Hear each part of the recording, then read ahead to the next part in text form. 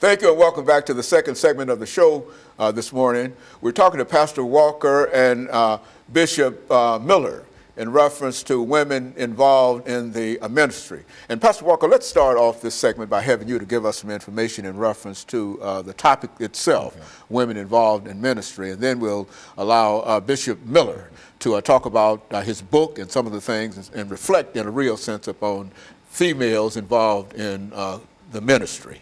Well, Dr. Haney, this is some subject matter that I can really relate to because I've been exposed to women in ministry ever since I was a child. My mother, she's a minister. She founded churches. She deceased back in 2014, Bishop Florian Knox.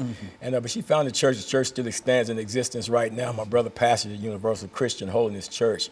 I grew up in that church. I experienced other ministers, women ministers, Bishop Sally Swift, Bishop Clara M. Roberts, all out of Indianapolis, Indiana, along with a lot of other female ministers over the years of my life. When I was out there on drugs and everything, that Pastor Evangelist Sheila Kaur, she, with the Servants of God non-denominational church, she would come out in the streets and she would minister to me.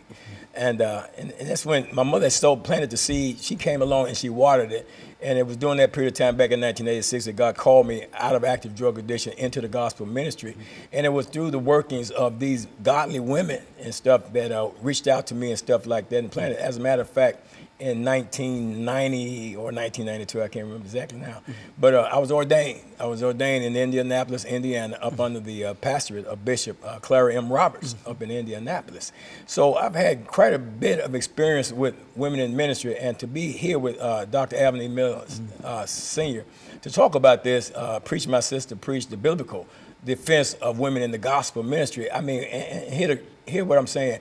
The biblical, not his opinion, but the biblical defense for women in ministry. The reason he can take it to the Bible and show that. But that's my experience that I've had with women in ministry. So I'm one that you can't come to me and talk to me about what a woman cannot do, and you can't use the traditional stuff like God can cause a donkey. Because to me, that sounds disrespectful. You know, to speak, you can use whoever.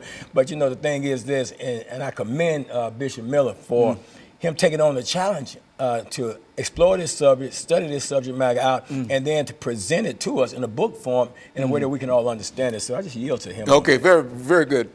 Bishop Miller, let's talk about women in ministry.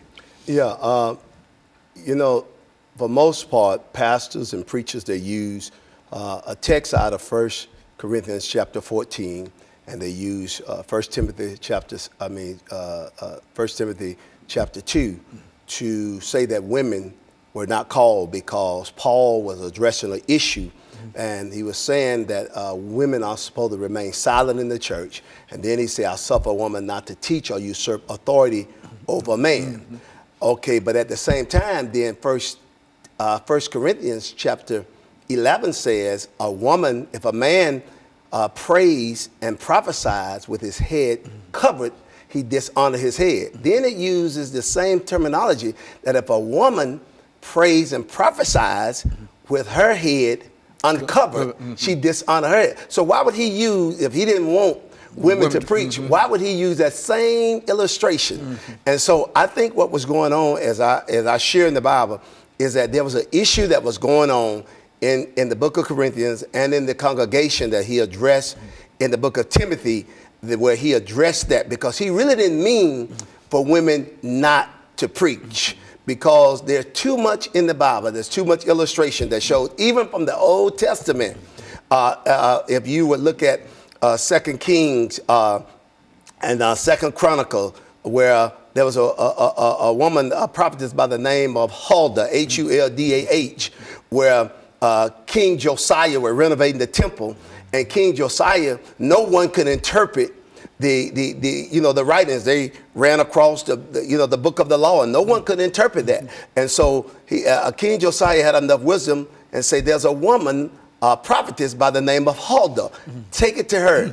And she prophesied what God said. So women have been used throughout the whole history of humanity to do God's will by preaching and prophesying his word. And so there's no justification in a real sense.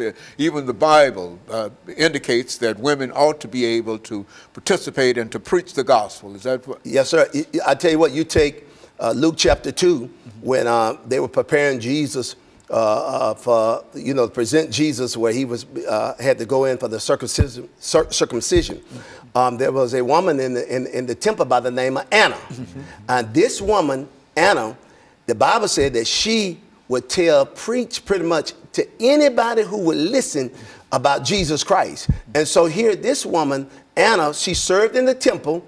As a matter of fact, her husband died, and she served in the temple after the death of her husband. And so here is the word prophesy, the word preach means to proclaim. Laleo in the Greek means to foretell, means under the unction of the Holy Spirit. And the same thing that happened on the day of Pentecost. There were women in the upper room. When the Holy Spirit fell on the men, it just didn't fall on the men, it fell on the women. And so they spoke in tongue, they prophesied just like the men. And so there is enough evidence in the Bible to prove that God did call women to preach the gospel. Traditionally, men have distorted that and have somewhat said in many churches that women should not preach the gospel, simply because I think that a lot of men are threatened by the gift that women bring to the table. As a matter of fact, Pastor, you talked about your conversion. I think you mentioned a woman that all of us know quite